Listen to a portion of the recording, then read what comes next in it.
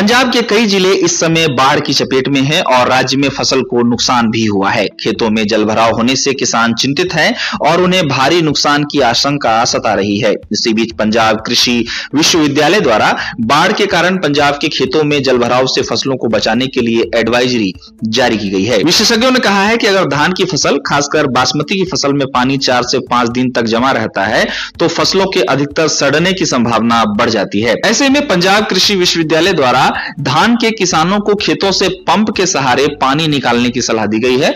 विश्वविद्यालय का कहना है कि ऐसा करने से फसल की जड़ों को ताजी हवा मिलेगी और फसल कम सड़ेगी। साथ ही यूनिवर्सिटी ने किसानों को खेत में उतरकर फसलों के निचले पत्ते को देखने को कहा है और अगर ये पत्ते पीले पड़ गए हैं तो ये नाइट्रोजन की कमी के लक्षण है। विश्वविद्यालय द्वारा फसलों में ऐसा कुछ दिखाई देने पर 3% यूरिया छिड़काव करने की सलाह दी गई है। इसके अलावा किसानों को अपनी फसल को फॉल्स स्मट नाम के फंगल रोग से बचाने के लिए 500 ग्राम कोसाइड फफूंदी नाशक का छिड़काव करने की सलाह भी दी गई है। इसके साथ ही मक्का, ज्वार और बाजरा के किसानों को भी सलाह दी गई है। विश्वविद्यालय ने कहा है कि बाजरा, ज्वार और मक्का के किसान ये देखें कि उनकी फसल को नुकसान कितना हुआ है। अगर किसानों को नुकसान कम दिखाई देता है तो उन्हें 1 सप्ताह के अंतराल में 3% यूरिया का छिड़काव करना चाहिए। वहीं अगर ज्यादा नुकसान हुआ है तो किसानों को दोगुनी मात्रा में यूरिया का छिड़काव करने की सलाह विश्वविद्यालय द्वारा दी गई है।